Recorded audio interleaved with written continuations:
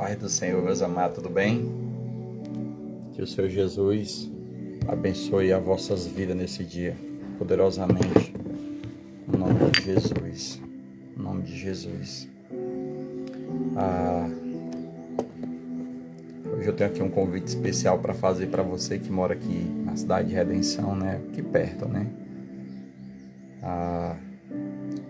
Hoje nosso culto de oração na sede, e a gente tem lido, estudado, orado, né? Pedido graças ao Senhor. E eu quero ler um texto que eu já tenho lido esse texto várias vezes, mas porque a gente está trabalhando em cima desse texto, livro de Neemias. Se você puder abrir aí a sua Bíblia no capítulo 1. Hoje eu estou com nas minhas mãos aqui uma Bíblia. A tradução é a Peshitta. Ela foi escrita em aramaico, né? Então vai ter algumas palavras assim diferentes, mas aquelas que tiverem um pouco de diferença você acompanhando na sua Bíblia, você vai ver que não vai ter nenhum problema de tradução, tá certo? Então, mais uma vez aqui quero deixar o convite para você que mora aqui em Redenção, perto, a se fazer presente hoje no nosso culto de oração ali na comunidade Vida e Graça, né? O local ali é no Colégio Logos, onde a igreja se reúne nas segundas no culto de oração, nas quartas e também aos domingos, tá bom? Então você é o nosso convidado especial. Estamos orando, buscando a Deus e clamando pelas nossas vidas e pela vida do povo do Brasil e das nações. Sabemos que orar é a forma mais próxima da gente falar diretamente com Deus, né? Orar é um relacionamento com Deus. Deus, Ele quer que a gente viemos nos relacionar com Ele. Você tem relacionamento com pessoas, você tem contato com pessoas, mas você também precisa ter um contato com Deus, e isso só acontece através da oração. Na oração a gente abre o nosso coração, na oração a gente confessa os nossos pecados, alguns pastores dizem, né, e eu concordo com eles, que o momento mais íntimo que nós temos é o momento de oração com o nosso Deus, onde a gente pode se desnudar, né? Onde a gente pode, quando a Bíblia diz que a gente deve entrar no nosso quarto, fechar a porta e orar, porque aquilo é um local de intimidade. Porque tem coisas que a gente pode orar diante dos irmãos, mas tem situações que nós temos que entrar no quarto, fechar a porta e orar no secreto e colocar diante de Deus o que a gente está sentindo. Angústia, tristeza, decepção, confessar pecado, né? Porque a gente só tem coragem de confessar pecados quando a gente está sozinho. Aliás, tem pecados que só dá para confessar quando a gente está só, entre nós e Deus, tá? A Bíblia diz que a gente tem que confessar os nossos pecados uns aos outros, mas tem pecados, amado, que você não tem coragem, eu não tenho coragem de falar para outra pessoa, não ser diretamente para Deus, tá? Então, oração é um momento de intimidade. E o texto que eu quero aqui trazer para os irmãos no livro de Neemias fala de um momento onde o Neemias ele recebe uma visita na cidade ali de Suzã, onde ele morava, de alguns irmãos. Quando ele fala a palavra irmãos aqui, são pessoas da sua nacionalidade, né? Então não era irmão propriamente dito de sangue, eu não tenho essa confirmação, mas eram pessoas de Israel que chegaram ali na cidade de Suzã para fazer uma visita, e Neemias ele teve essa curiosidade de saber como estava o povo, porque ele sabia que o povo não estava bem, mas ele não tinha a consciência do que estava acontecendo, né? Muitos estudiosos afirmam que Neemias ele nasceu em Suzã, né? Ele não nasceu em Jerusalém, né?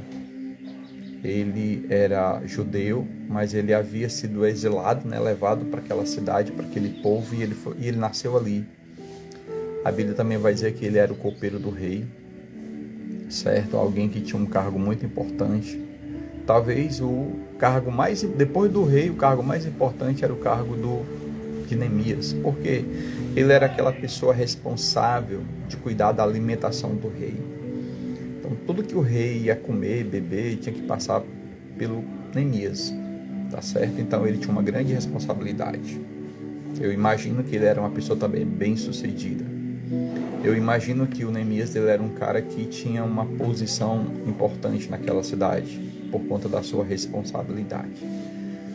Mas, levando tudo isso em conta, eu quero que você acompanhe comigo essa leitura, certo? Eu vou tentar ler aqui de uma forma bem pausada e depois fazer algumas aplicações e depois orarmos, tá certo? Porque o intuito aqui é desafiar você a orar.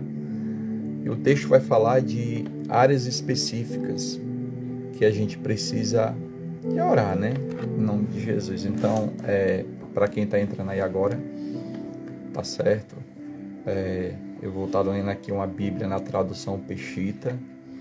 Ela foi traduzida do aramaico, tá bom? Então vai ter algumas palavras que talvez você tendo com a Bíblia aberta, você... Vixe, que palavra é essa, né? Então, como eu falei, eu vou tentar aqui traduzir, né? Até porque a própria Bíblia nos dá, né, a tradução, tá? Então não é eu que vou traduzir, eu vou só ler para vocês, tá certo? Mas acompanha comigo, em nome de Jesus, tá bom? Começa assim no versículo 1, a gente vai ver do 1 ao 11, tá bom? Capítulo 1. Ele inicia assim, ó. As palavras de Neemias, filho de Acalias.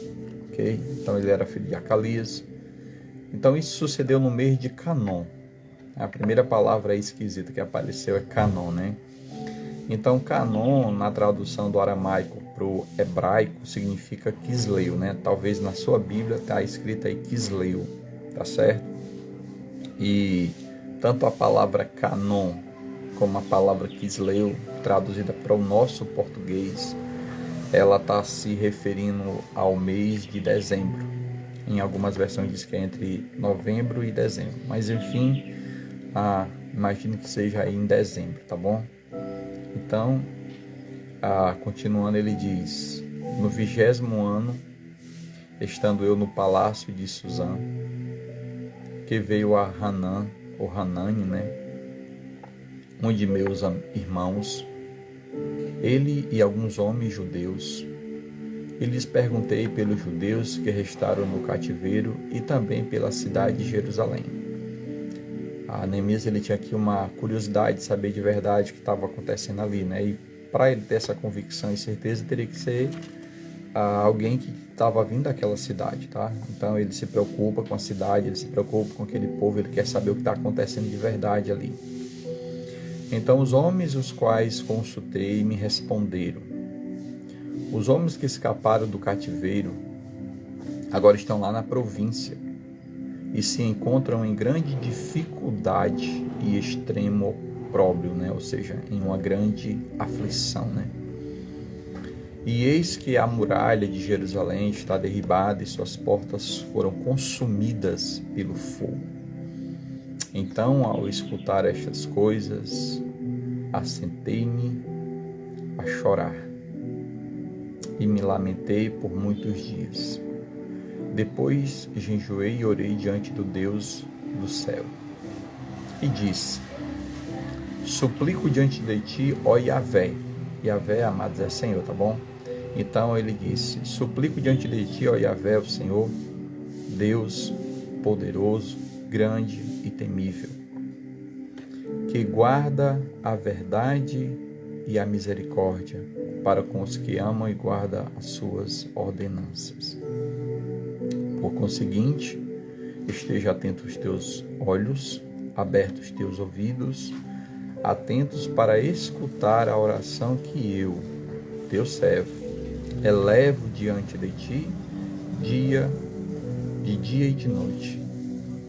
Por teus servos, os filhos de Israel, eu faço confissão pelos pecados cometidos contra ti. Pelos filhos de Israel, eu e a casa de meu pai pecamos diante de ti, não guardamos as ordenanças e os estatutos que mandastes a teu servo Moisés. Recorda de todas as ordenanças que deste a teu servo Moisés, quando lhe dissesse: se vós fordes infiéis a mim, eu vos espalharei por entre as nações. Mas se vos converterdes a mim e guardardes meus estatutos e cumprirdes, ainda que vossos exilados estejam nas extremidades dos céus, desde lá os tornarei para trazê-los ao lugar que eu escolhi para fazer habitar ali meu nome. Teu servo e os teus servos e o teu servo, o quais tu resgataste com teu grande poder e com a tua mão poderosa, são eles. Olha aí, suplico diante de ti, ó Yahvé, que estejam atentos o teu ouvido à oração de teu servo e à oração daqueles teus servos que se agradam de temer teu nome. Livra a teu servo hoje e concede-lhe favor perante aquele homem. Né? Ele termina pedindo aqui livramento e também favor perante aquele homem. Né? Quem é esse homem? Né? Quem é esse homem? Mas então aqui, amados, olhando para o texto, a gente se depara com uma situação onde, quando Neemias ele recebe a notícia, né, de como está a situação do povo, isso rasga o coração dele, né? A Bíblia diz que quando ele escuta tudo isso, ele senta. Então você imagina você receber uma notícia ruim, né? Aquele impacto. Você senta, né? Você fica ali sem forças e você senta diante da situação. E ele não simplesmente só senta, mas a Bíblia diz que ele começa a chorar e a lamentar. Irmãos, tantas coisas estão acontecendo ao nosso redor, tantas calamidades, tantas coisas ruins, né? Notícias ruins ao nosso redor, pessoas sendo ceifadas, vidas sendo arrancadas da terra. Hoje a vida humana, né, não vale mais praticamente nada. A pessoa mata por coisas banais. Então, amado, eu e você, nós temos muito que chorar e lamentar. Olha para o redor aí de onde tu mora. Olha para a situação das pessoas que estão ao teu redor. Se você tem o Espírito Santo de Deus, eu acredito que você deve ficar muito angustiado. E isso nos faz sentar e perguntar: meu Deus, o que a gente pode fazer? O que a gente pode fazer, meu irmão, é chorar e orar e lamentar. Porque o coração do homem, só quem pode mudar é Deus. Eu não posso mudar o coração de ninguém, você não pode mudar o coração de ninguém, mas Deus pode. Então ele senta, ele chora por muitos dias. Não é simplesmente aquele choro do impacto, mas é um choro, amado, de muitos dias ali, pensando, orando, chorando e pedindo a Deus misericórdia. E ele entendia que, depois de tudo isso, uma outra coisa que a gente precisa fazer é jejuar, né? Jejuar e orar diante de Deus. Quero até aqui abrir um parênteses, né? Porque eu disse que ele sentou e chorou e orou. Não, na verdade, é que ele senta e chora e lamenta. Ele chora. Por quê? E lamenta, meu Deus, que é isso, né? Depois de muito choro, depois de muito lamento, ele toma duas atitudes. Ele jejua e ele ora diante de Deus. Então chorar lava dentro de nós. quando a gente perde alguém querido da gente, que é uma dor irreparável, a única coisa que a gente pode fazer é chorar, até não ter mais força. Você chora, você lamenta, você chora. E depois que tudo isso passa, do choro, né, que você coloca tudo para fora, agora você tem que recomeçar. E não dá para recomeçar, amado, sem tomar duas atitudes, né? Que é jejuar. Jejuar é quebrar a carne. Jejuar é você dizer para sua carne: olha, você, carne, vai padecer. Você não vai ingerir alimento durante um bom tempo. Você quebra a carne. Quando a gente quebra a nossa carne, amado, o nosso espírito se fortalece. A Bíblia diz que o espírito está pronto, mas a carne ela é o quê? Fraca, né? Por que a carne é fraca nesse sentido? Porque ele está falando que a gente dá tanta substância para a carne que esquece do espírito. Então, quando a gente quebra a carne, quando a gente jejuma, a carne ela perde a força e sobressai ali o que é a presença do Senhor. Então, a gente precisa jejuar, quebrar a carne, para que o espírito ele possa, né, ser erguido. Dependência do espírito. Precisamos ser dependentes do espírito. A Bíblia diz que Deus busca adoradores que o adorem em espírito e em verdade. Então, à medida que a gente vai se aprofundando, amado, que a gente quebra a carne, que a gente diz: olha, carne, hoje você não vai comer, hoje você não vai beber. A gente vai se sentir fraco, a gente vai se sentir sem forças, a gente vai se sentir debilitado fisicamente. Mas o nosso espírito, ele vai sobressair. Depois que você jejuma, você quebra a carne, que você diz para a carne: olha, quem manda aqui agora é o espírito, não sou eu. Aí você agora vai o quê? Você vai orar. Você vai buscar a presença do Senhor. Você vai mergulhar no oceano do Espírito. Você vai adorar o Senhor. Senhor, Tu és santo, poderoso, Tu és majestoso, Tu és grandioso, Tu és soberano, Tu estás no trono. Senhor Deus, a Tua palavra diz que os anjos, os anciões e os anjos, eles clamam: santo, santo, santo, santo, santo é o Senhor. E você vai dizer que Ele é santo, que Ele é rei, que Ele é poderoso, que Ele é majestoso. Depois que você exalta o nome do Senhor, reconhecendo quem Ele é, supremo, majestoso. Aí agora, depois que ele ora, que ele jejua, ele vai fazer aqui a terceira coisa que é extremamente importante. Ele vai colocar ali diante de Deus a sua súplica. Versículo 5, ele diz assim: suplico diante de ti, ó Senhor, Deus poderoso, grande e temível, e que guarda a verdade e a misericórdia para os que o amam e guarda as tuas ordenanças.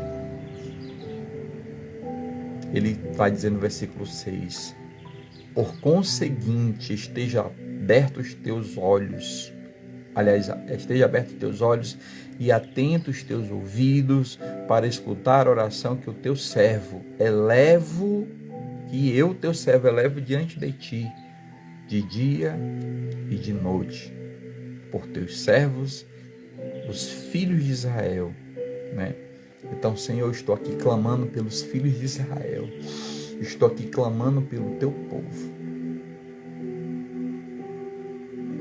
Você pode agora, meu amado, colocar diante de Deus a sua casa, a sua vida, seus filhos, seus sonhos, seus desejos, suas dores, suas frustrações diante do Senhor, porque Ele está com seus olhos atentos e os seus ouvidos abertos para ouvir teu clamor, a tua súplica.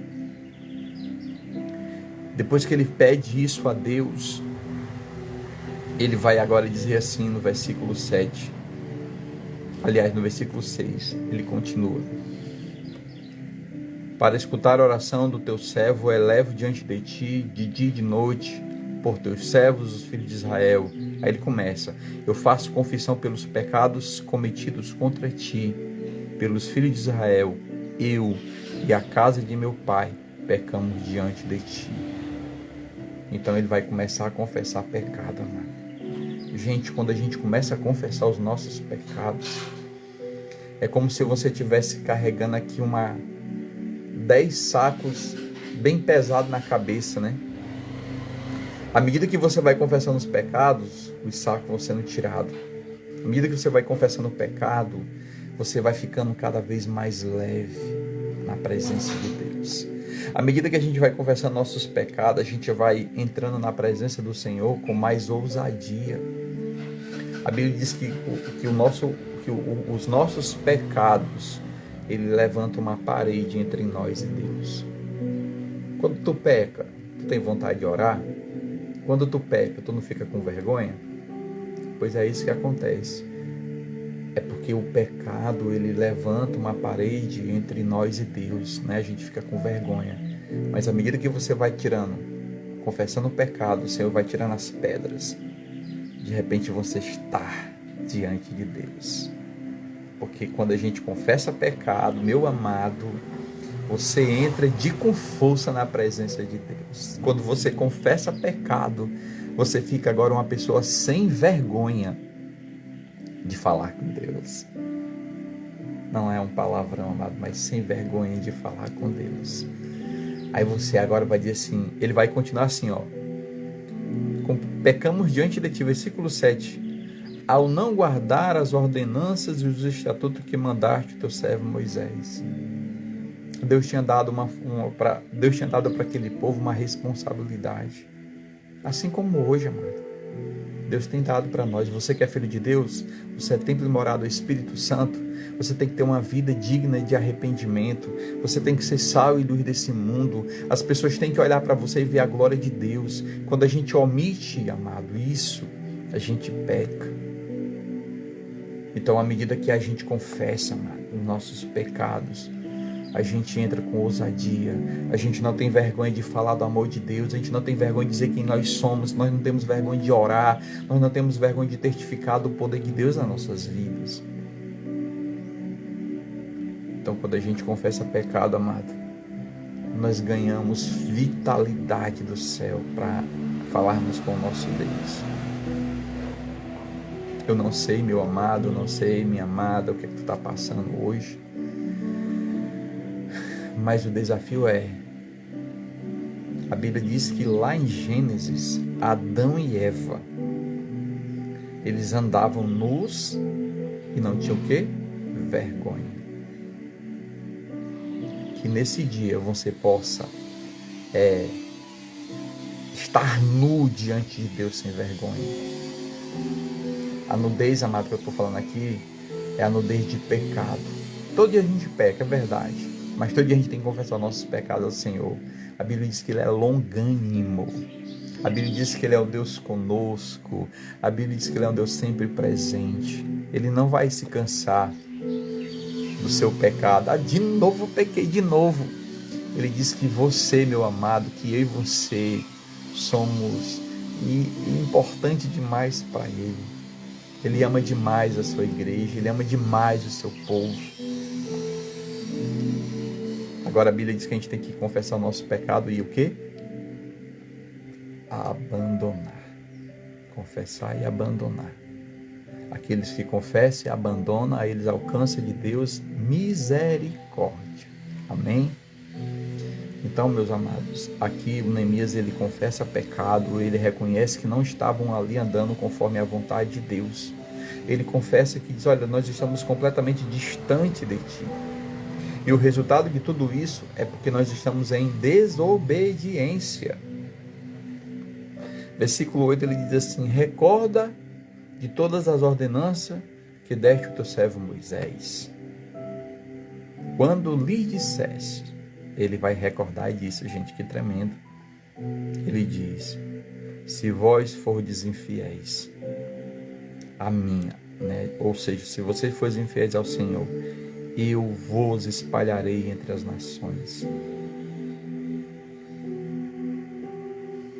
Mas se vos converterdes a mim e guardardes os meus estatutos e os cumprirdes, ainda que os vossos exilados estejam nas extremidades do céu, desde lá os tomarei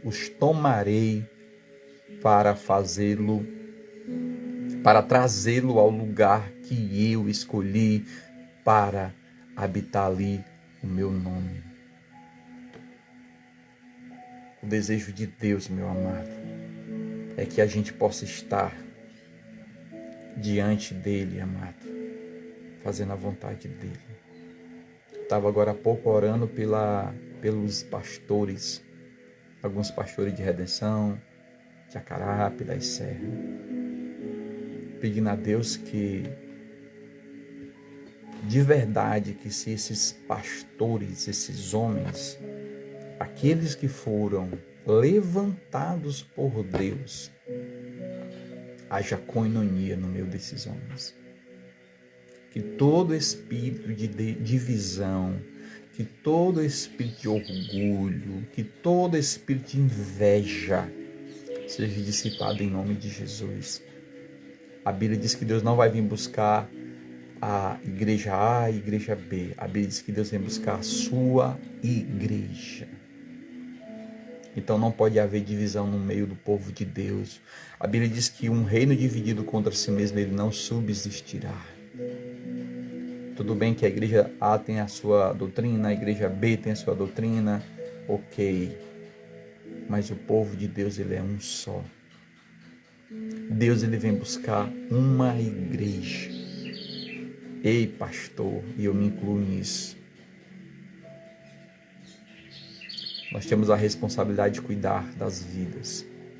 E não dizer essa vida é minha e ficar brigando, não. Aqueles que Deus colocou debaixo da minha responsabilidade. É a minha responsabilidade de cuidar, de nutrir, de amar, supervisionar, ensinar a palavra de Deus, corrigir quando for preciso ser corrigido. Tá? O pastor, ele usava um cajado. O cajado, ele servia para tirar a ovelha do buraco, né? O cajado tinha uma pontinha, né? A ovelha caía no buraco, o pastor metia a vara lá e puxava. Mas o cajado também, ele servia para corrigir a ovelha, né? Dar pancadinha na canelinha dela lá, meu filho, você preste atenção. Né? Preste atenção, caminha por aqui, preste atenção, a palavra é assim, a palavra diz assim, tem que descer desse jeito. Sábado eu vivi um momento muito abençoado, onde era aniversário de uma igreja. O pastor dessa igreja me convidou. E convidou um outro pastor de outro ministério. Nós estávamos ali, né? 3 pastores, mas vivendo um momento, a minha esposa falou uma coisa tão linda. Tem um pastor que estava lá conosco, que eu conhecia ele só de videoconferência, não conheci ele ainda pessoalmente, mas tive o privilégio, o pastor Jaiminho, que foi o que trouxe a palavra. Nós entramos num ambiente ali, a gente começou a conversar e a confraternizar. A minha esposa, puxa vida, que momento maravilhoso. Parece que todo mundo era conhecido já, parece que todo mundo já era próximo. Mas sabe o que representava aquilo? Isso é família de Deus, amado. Tem que começar dos pastores. As ovelhas, elas até se dão bem. A ovelha do ministério A, a ovelha do ministério B, a ovelha do ministério C, se dão bem demais. Mas os pastores não conseguem, meu amado, tomar um café. Que lindo seria um dia, né? Um café com pastores. Onde ali a gente pudesse chorar, se alegrar, abrir coração, compartilhar sonhos, né? Café com pastores. A Bíblia diz, pastor, que eu e você vamos prestar conta de tudo aquilo que a gente fez aqui. De bom e de ruim. Então, esse é o desejo do meu coração, que no meio da igreja a liderança tivesse coinonia, comunhão. Tá bom? Então, o texto termina dizendo no versículo 11, no versículo 10 diz assim: teus servos e o teu povo, aos quais tu resgataste com teu grande poder e com a tua mão poderosa, são eles. Ok? E no 11 ele termina: suplico diante de ti, ó Yahvé, que esteja atento os teus ouvidos à oração de teu servo e à oração daquele teu servo que se agrada de temer a teu nome. Livra a teu servo hoje e concede o favor perante aquele homem. Amados, esse homem aqui, Neemias, ele precisava de uma autorização, primeiro do céu e depois da terra. Se você entrar no capítulo 2, você vai saber quem é esse homem que Neemias estava falando. Sabe? Então, assim, Neemias, ele era um cara que, quando ele soube da situação, ele não resistiu, ele chorou. Você chora, meu amado? Paz do Senhor, meu querido, Deus te abençoe. Você chora pela situação que está ao teu redor. Você lamenta pela situação que está acontecendo ao teu redor, na tua casa, na tua rua, no teu bairro, na tua cidade, no teu país. Ou você simplesmente, deixa para lá acontecer. Eu convoco você a chorar pelas pessoas que estão ao nosso redor se perdendo. Eu convoco você a lamentar por essas pessoas. Se você puder orar e jejuar por essas pessoas, meu amado, será muito válido. Jejue e chore pela sua nação. Jejue e ore pela sua nação. Jejue e ore pelo seu povo. Comece a jejuar e orar pelas pessoas da sua casa, do seu bairro, da sua rua, da sua cidade. E você vai ver que Deus vai fazer grandes coisas em nome de Jesus. Que nós possamos estar atentos a isso, amado. Neemias era o quê? Um copeiro. Qual era o desejo de Neemias? Reconstruir os muros de Jerusalém. Eu amo esse livro de Neemias, amado. Porque a gente se depara com um homem que, conhecendo a sua realidade, sabendo quem ele era e do desafio que ele estava para viver, ele não temeu, mas ele decidiu confiar em Deus, confiar no Senhor. Capítulo 2, amado, leia o capítulo 2 depois. Deus vai responder a oração de Neemias. Deus ainda responde oração, meu amado. Deus, ele responde a oração dos seus filhos. Deus responde a oração dos filhos que têm prazer em temer o nome dele. Deus está esperando eu e você clamarmos a eles e pedirmos que Deus é aquele que responde o clamor. Deus é aquele que responde a oração. Deus não está com a mão encolhida, o seu ouvido não está tapado para ouvir e nem abençoar a sua igreja, o seu povo. Então, em nome de Jesus, eu te convoco a se levantar diante da tua comunidade como coluna. Orar pelo teu bairro, orar pela tua rua, orar pela tua família, orar pelo teu povo, orar pela tua cidade, orar pela tua nação. A Bíblia diz que o mundo jaz no maligno, mas a Bíblia também diz que as portas do inferno, elas não prevalecerão sobre a igreja de Jesus. E você, e eu e você, nós somos a igreja de Jesus. Então levanta e ora, e adora, e exalta, e confessa pecado, e jejua, que Deus vai fazer, amado, sobrenatural sobre a tua vida. Deus irá fazer o sobrenatural na tua casa, na tua família, porque o nosso Deus, ele não muda. Nosso Deus, ele continua sendo o Todo-Poderoso. Ora comigo, em nome de Jesus. Pai Santo, glorioso e majestoso, nessa manhã, Espírito Santo de Deus, eu te peço, Pai, eu suplico pelas tuas misericórdias sobre nossas vidas. Eu te suplico, ó Deus, reconhecendo que nós somos pecadores. Deus, eu confesso aqui, ó Pai, que é verdade que muitas vezes, Pai, nós colocamos nós no centro e tiramos o Senhor do centro, ó Pai. Repreende todo o egocentrismo, repreende todo o orgulho. Jesus, Senhor dos céus e da terra, eu oro pela minha casa, eu oro pelo meu bairro, Jesus, eu oro pela minha comunidade, eu oro pela minha cidade. E te peço, Deus, em nome de Jesus, perdoa os nossos pecados, perdoa, ó Pai, a nossa dureza de coração, Jesus. Perdoa, ó Pai, por nós muitas vezes sermos orgulhosos e pensarmos somente em nós, não olharmos para o nosso redor, não olharmos para o que está acontecendo, ó Deus, mas somente olhamos para nós mesmos. Então eu te peço em nome de Jesus, tira todo o orgulho, Pai, que há no coração, Pai, do teu filho, do teu povo, do teu servo. Eu te peço, Pai, tira orgulho dos pastores que pensam que são dono de ovelha, mas as ovelhas são tuas, ó Pai. Nós estamos aqui passando simplesmente, ó Deus, para cuidarmos da tua igreja, da tua igreja. No livro de Apocalipse fala do anjo da igreja, Pai.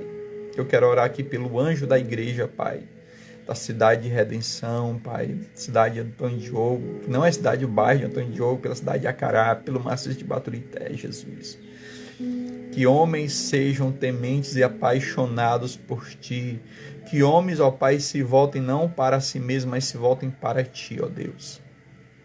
Muda a história da nossa cidade, da nossa rua, do nosso bairro, da nossa casa, do nosso estado, do nosso país.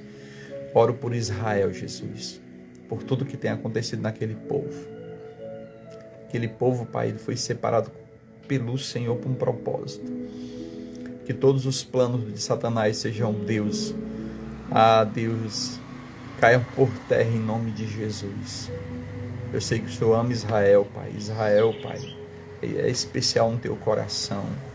Então, Pai, tudo que o inimigo orquestrou, Pai, contra essa nação, seja dizimado agora em nome de Jesus. Eu oro pela África, Deus, pelo que está acontecendo naquele continente. Vidas têm sido ceifadas, ó Pai. Vidas têm sido ali, Pai, tirada, Pai, covardemente. Crianças, ó Pai, que foram mortas. Pastor que foi morto. Homens e mulheres que foram mortos, ó Pai. Deus, aos olhos do homem, Pai, isso é terrível, Jesus. Isso é terrível, Jesus. Tem misericórdia, Pai, daquela nação, daquele povo, Jesus. Tem misericórdia daquelas pessoas. Meu Deus, entra com a tua misericórdia, Jesus. Entra com a tua misericórdia. Eu oro, Deus, pelo Brasil. O Senhor tem visto o que está acontecendo no nosso país, Jesus. Tem misericórdia, Senhor. Tem misericórdia. Que o Senhor nos ajude, Pai, a amar ao Senhor em primeiro lugar e a buscar primeiro o teu reino e a tua justiça, porque eu sei que as outras coisas serão acrescentadas. Então abençoa esse dia, Jesus. Abençoa esse dia. Te apresento esse dia, Pai. Te apresento o culto de oração, Pai, hoje à noite na igreja Vida e Graça. Deus, cada vida que vai estar ali, Jesus. Meu Deus, que a tua igreja, ela tenha sede e fome da tua presença. Desperta a tua igreja a orar, Pai. Desperta a tua igreja a buscar a tua presença. Desperta a tua igreja a entender, Pai, que o melhor lugar é estar na tua presença. Tira todo o comodismo, Jesus. Tira toda a religiosidade, Pai, porque muitas vezes nós somos religiosos. Nós vamos para o culto na quarta e no domingo, Pai, mas nós não vamos para o culto de oração, Pai. Então, em nome de Jesus, Pai, que a tua igreja se desperte para isso. Que a tua igreja se desperte para orar, para buscar a tua presença, para reconhecer a necessidade, Pai, de buscar a tua face. Em nome de Jesus, Pai, em nome de Jesus, Pai, essa é a minha oração. E é assim, Pai, que eu oro. Te agradeço, ó Deus dos céus, por tudo que o Senhor é, Pai. Por tudo que o Senhor é. Por tudo que o Senhor é, Pai. Obrigado pelo teu amor, Jesus. Obrigado pela tua misericórdia, Jesus. Eu oro por cada vida, Pai, que nos assiste nessa manhã. Por cada família, ó Pai, que nos assiste nessa manhã, Jesus. Que o teu Espírito Santo, Pai, teu Espírito Santo queime em vossos corações, ó Pai, em vossos corações, Pai, em nome de Jesus, Pai. Que assim como Neemias era apaixonado pelo seu povo, Pai, nós viemos sentir essa paixão pelo teu povo também, Jesus. Em nome de Jesus eu oro, Pai. Em nome de Jesus eu te agradeço, Jesus. Nos dê, Pai, uma semana abençoada. Nos dê, Senhor Deus, a direção e que nós possamos caminhar, fazendo não a nossa vontade, mas a Tua vontade, Pai, que é boa, perfeita e agradável. Obrigado por tudo, Jesus, pois é assim que nós oramos e te agradecemos. Amém e amém. Meus amados, Deus abençoe as vossas vidas, tá? Fica o convite aí para você. E aqui tem várias pessoas que têm as suas denominações. Deus abençoe cada denominação, mas não perca os cultos de oração, amado. Não perca esses momentos de oração, mas que você possa buscar e debruçar na presença do Senhor, em nome de Jesus. Amém? Muito obrigado pela sua presença, muito obrigado pela participação de cada um dos amados. Que o Senhor esteja concedendo graça sobre as suas vidas e que a cada dia o Senhor seja o primeiro lugar em suas vidas. Amém? Eu gosto muito desse texto, está aqui na minha camisa, ok? João, capítulo 14, versículo 6, que Jesus diz que Ele é o caminho, a verdade e a vida. E ninguém vem ao Pai senão por Ele. Então, se você andar nesse caminho que é Jesus, você vai estar sempre na verdade. Se você caminhar nesse caminho que é Jesus, você sempre vai se alegrar com a vida. Se você prosseguir nesse caminho, você vai desfrutar, amado, de coisas maravilhosas. Você vai ter vida em abundância, porque Ele diz que Ele é o caminho, Ele é a verdade e nele se encontra a vida. Amém, amém, amém, amém. Tá bom? Fique com Deus, amados. Obrigado. Deus abençoe a todos, em nome de Jesus.